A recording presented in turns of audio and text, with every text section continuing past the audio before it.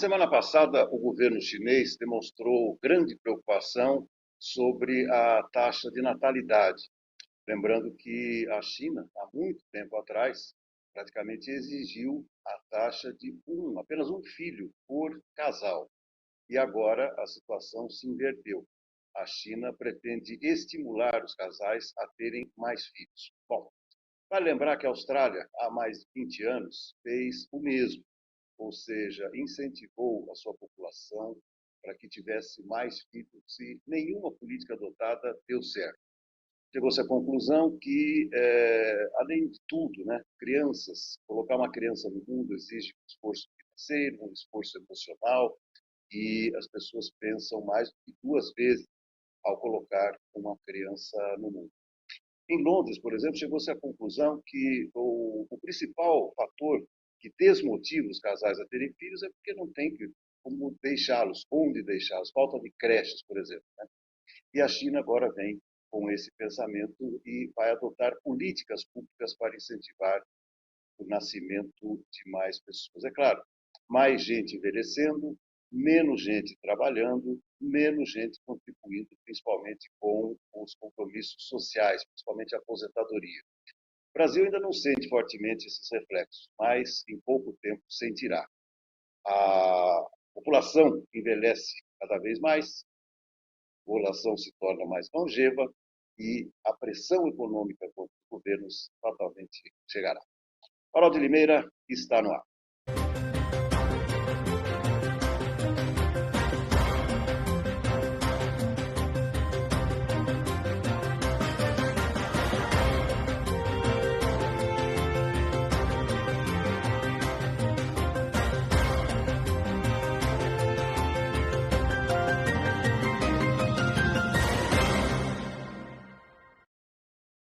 Segunda-feira, hoje, dia 22 de novembro, edição itinerante compacta do nosso Farol de Limeira, até porque alguns membros do nosso Farol ainda seguem em período de férias.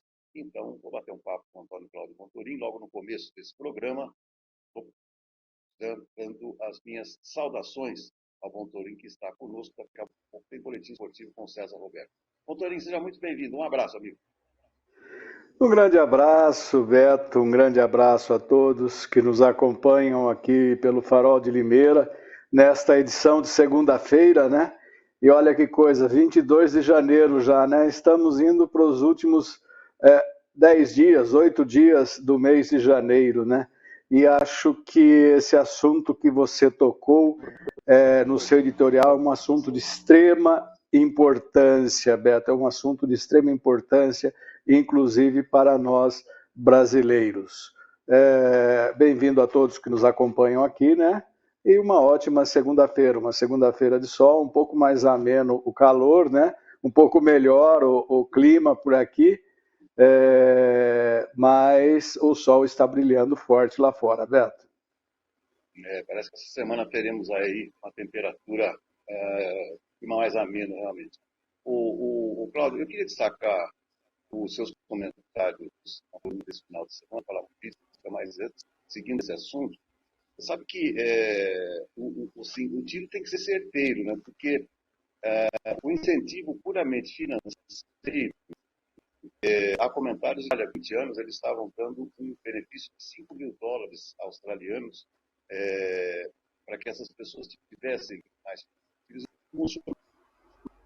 E aí me parece então além da pressão financeira que existe, né, colocar filho no mundo, a gente sabe disso, existe também o fato que nesses países a questão de creche, né, ela nunca é bem resolvida, né, Cláudio? Então aí a mãe, o pai não tem onde deixar, a criança fica preocupada, mas tem um lado bom também, né, Cláudio? Porque nós já tivemos uma taxa de natalidade no Brasil altíssima, né?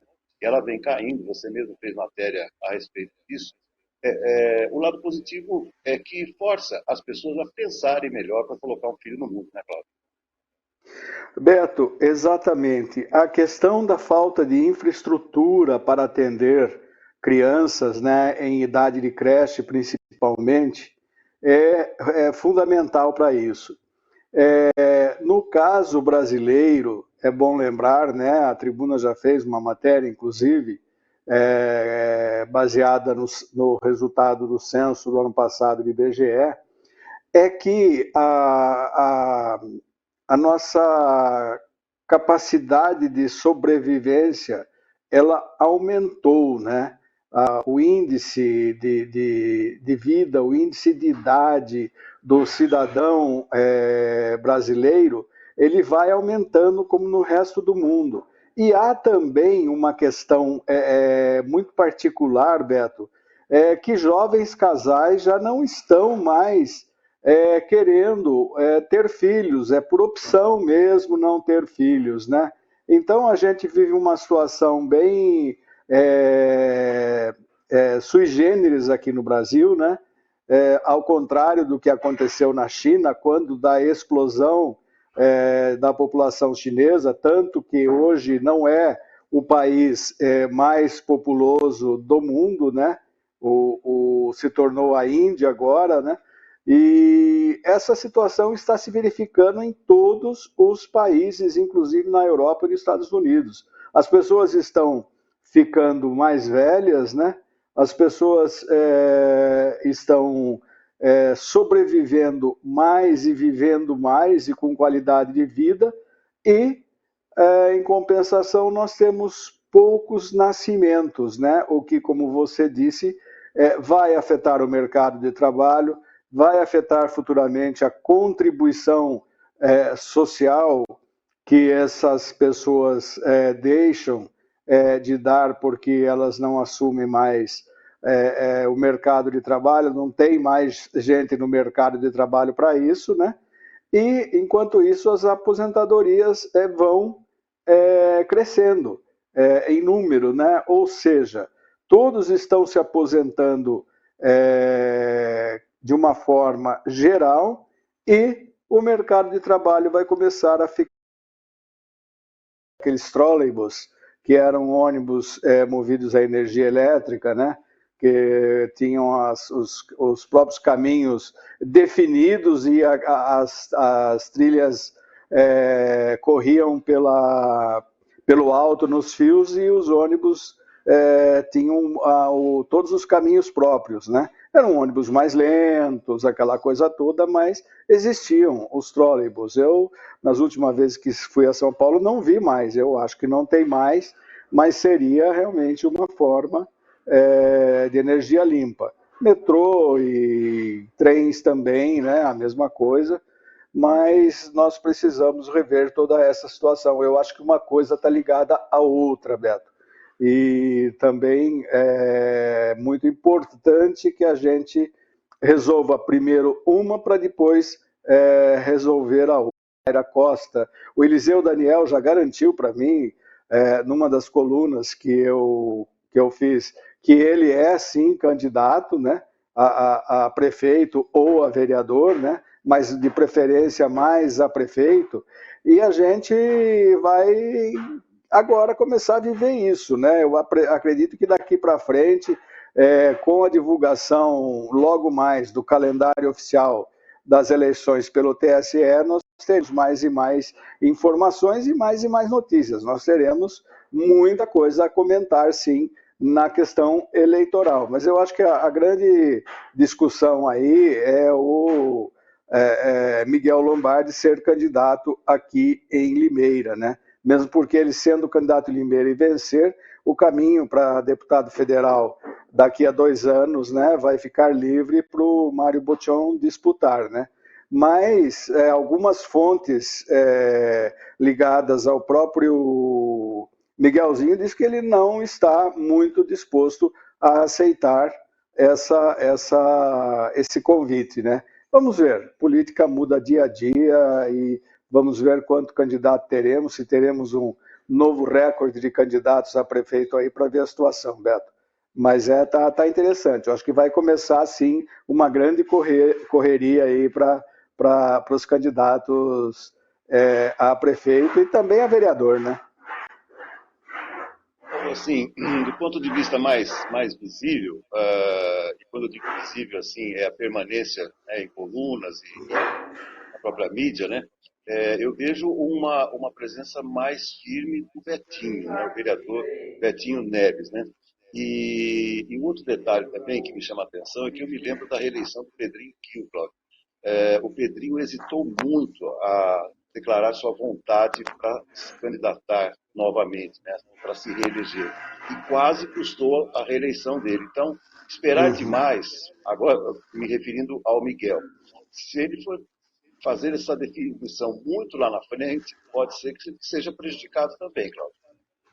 Com certeza, Beto. Apesar de nós estarmos começando, nós estamos iniciando 2024, a eleição é dia 6 de outubro, né? Em primeiro turno, não pode demorar muito realmente. Aí vai ter que começar a definição. Dia 8 de maio termina o prazo para que os eleitores façam um alistamento eleitoral ou mudança de cidade de votação, de domicílio eleitoral, de sessão eleitoral, né?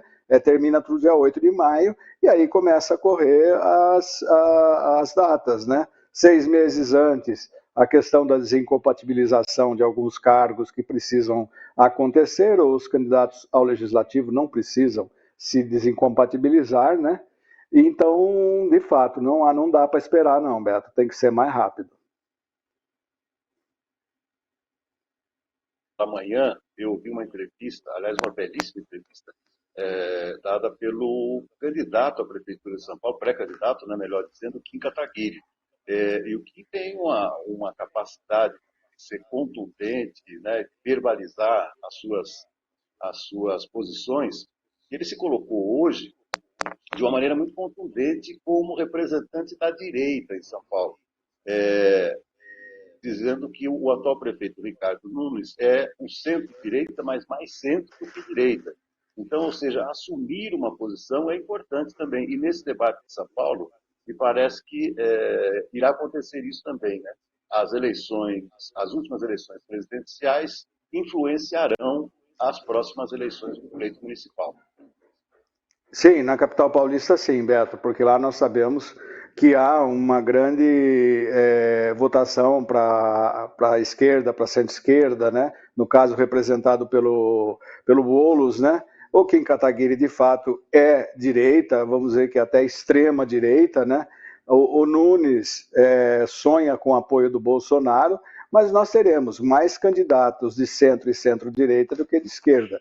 De esquerda nós teremos o Boulos e aqueles candidatos talvez do PSTU, do PCO, que são extrema esquerda. E a gente sabe que eles entram para a briga apenas para marcar espaço e para garantir o partido eleitoralmente, né, Beto?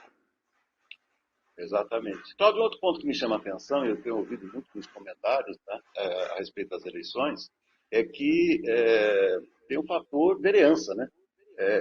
O candidato a prefeito, ele não pode ir sozinho, ele não vai sozinho, ele tem que ter uma base, né, uma base de apoio e uma base de candidatos, pré-candidatos à Câmara Municipal, para exatamente compor uma maioria que lhe seja útil no futuro. Então, toda essa negociação em torno de candidatos a vereador também acontece paralelamente a esse processo, né, Cláudio?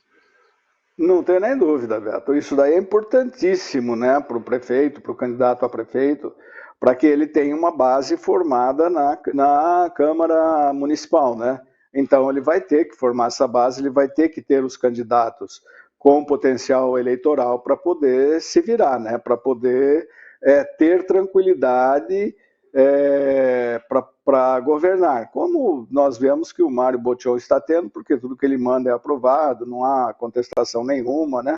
Então ele precisa disso, né? Porque senão fica mais difícil. Eu particularmente gosto muito quando há um balanço entre os dois poderes, nem para o céu nem para o inferno, né? E esse balanço ajuda nas negociações, isso que é importante. A facilidade, muitas vezes, ela não garante nada, apenas garante a política do Poder Executivo. Perfeito. Cláudio, antes de encerrar, uma rápida análise também tem a ver com isso que nós falamos da hesitação do político em se colocar aí como pré-candidato, né? Estava vendo hoje pela manhã a desistência do Ron DeSantis, que ele acabou perdendo a primeira prévia, né, lá nos Estados Unidos para o Donald Trump. Você sabe que uma das explicações, ele vinha muito forte, né? O governador da Flórida vinha muito forte, muita gente apostando que ele seria páreo, né, para o Donald Trump, não foi, e hoje, pela manhã, ele desistiu da sua pré-candidatura à presidência dos Estados Unidos. É outro que demorou para se mexer, perdeu o timing e aí acabou desistindo hoje, né? E ele tinha um grande capital político, viu, Beto? Ele tinha um grande capital político, ele realmente se atrasou na sua definição, né?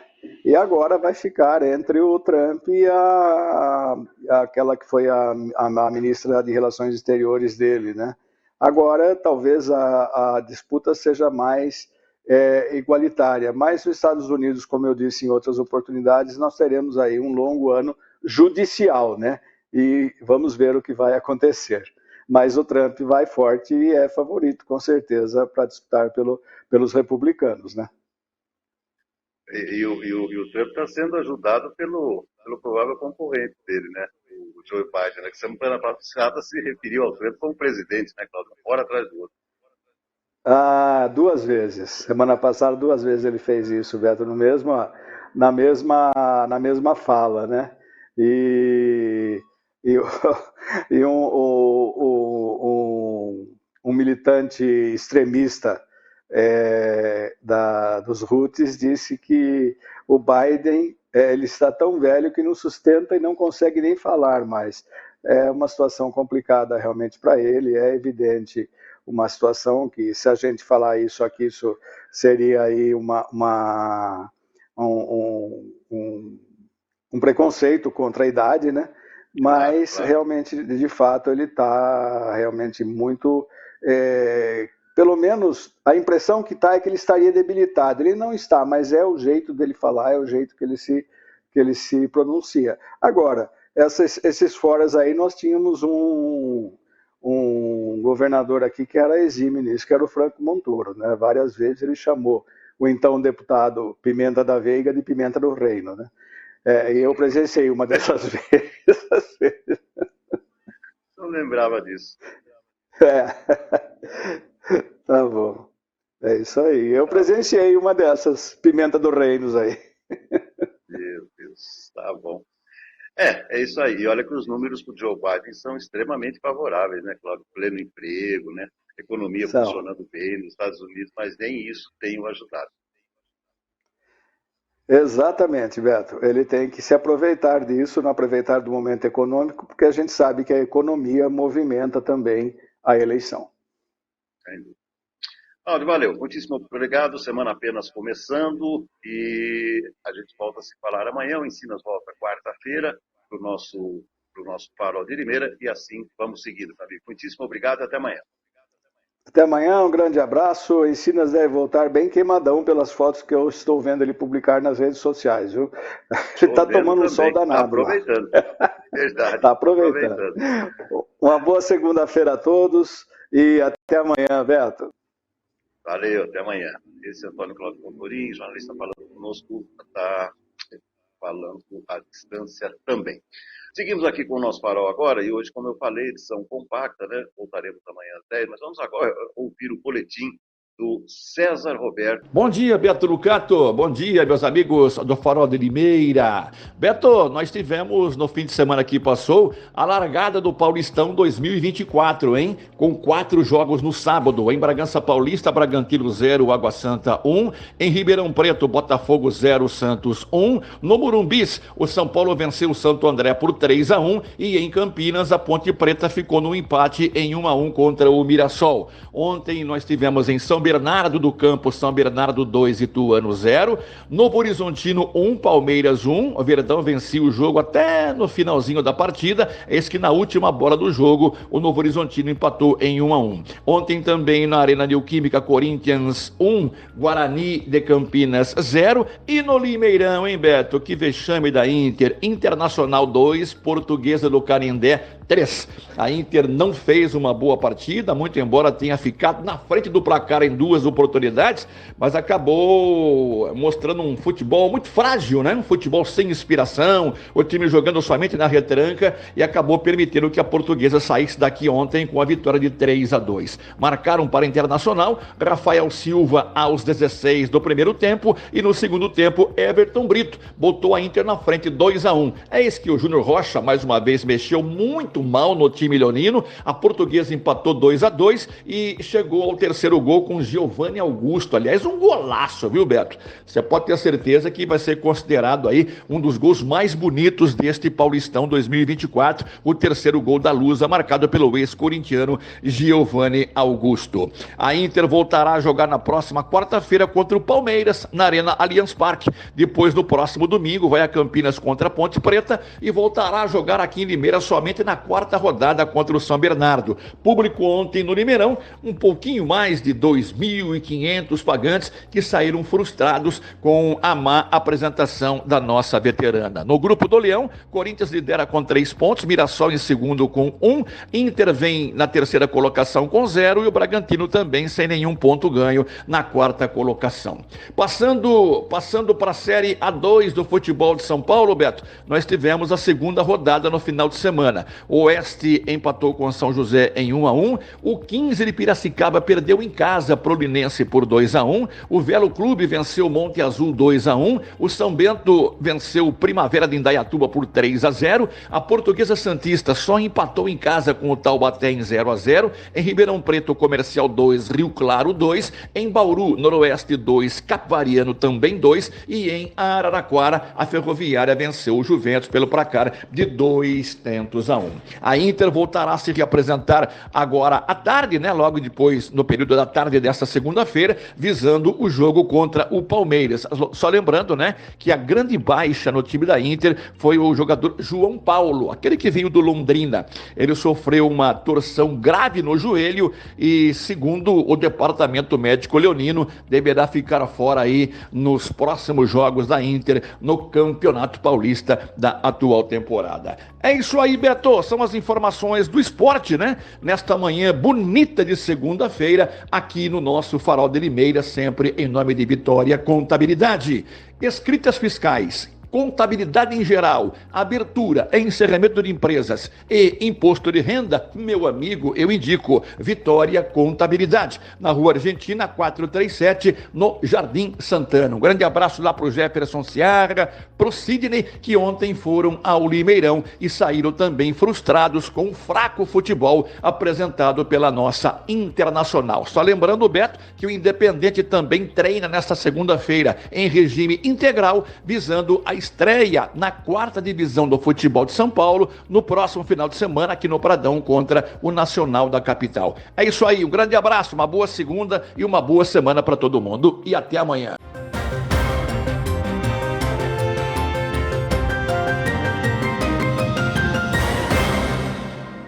A água é um bem precioso. A vida depende dela. E mesmo em períodos chuvosos, precisamos ficar atentos. Afinal, a consciência do uso correto se constrói no dia a dia, com a família e a comunidade. A prevenção gera benefícios para todos no futuro. E cuidado com as ligações irregulares, que despejam águas de chuva nas redes de esgoto. Além de risco de ocorrências de vazamento, isso é proibido por lei. Fique atento. Prefeitura de Limeira. Viva Limeira, nossa cidade é um orgulho. Viva Limeira, linda de se ver, perfeita pra viver. Limeira está um passo à frente, cuidando dia e noite da nossa gente. Viva Limeira, linda de se ver, perfeita pra viver. O que você tem feito para combater a dengue? Fique atento, os casos não param de crescer. Elimine os locais onde acumulam água. É aí que o mosquito se prolifera. Faça isso uma vez por semana. O maior foco do Aedes aegypti está em seu quintal. Faça a sua parte. Acabar com os criadouros é a maneira mais eficaz de combater o mosquito e cuidar da sua família. Prefeitura de Limeira.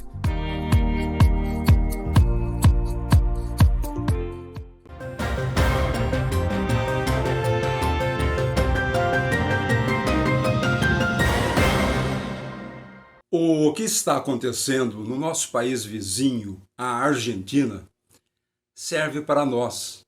Mas não serve para nós apenas como país, serve para nós como indivíduos. Toda vez que você tem uma ideia boa, que vai melhorar a situação em determinado ambiente, mas pode ser que prejudique para alguns. Isso pode ser no trabalho, você sendo um funcionário, ou sendo um gerente, ou mesmo um patrão. Pode ser dentro do lar, uma ideia nova que melhore as coisas, que mude, tire as pessoas da zona de conforto, ou na vida comunitária, sempre você vai encontrar oposição. Oposição dos que estão levando vantagem antes de que você consolide a sua ideia nova. É isso que acontece na Argentina hoje. O país foi um país extremamente desenvolvido e rico no século XIX e 100 anos de populismo acabaram com a economia daquele país. Nós reclamamos da nossa situação, lá é muito pior. E tem um agravante, os sindicatos. Lá os sindicatos são poderosíssimos, com a casta dos dirigentes sindicais ganhando dinheiro, e os políticos com eles, claro, e o país afundando. Pois bem, os sindicatos agora, querendo boicotar uma ideia nova de país que o recém-eleito Javier Milei está tentando implantar, programaram uma greve geral para quarta-feira. Se ela vai ser bem sucedida ou não, é difícil saber. Os sindicatos lá são poderosíssimos, porque eles querem atrapalhar ideias novas, que melhorem a situação. A Argentina está um caos, mas tem gente ganhando dinheiro. Uma minoria de políticos, alguns empresários e os sindicalistas ganham com essa crise. Milei quer acabar com essa farra. Vai encontrar grandes dificuldades. A mesma dificuldade que qualquer um de nós encontra ou encontrará quando tiver uma ideia nova que melhore a situação de onde você vive, de onde nós vivemos, mas que vai ferir interesses dos medíocres, dos corruptos, dos hipócritas.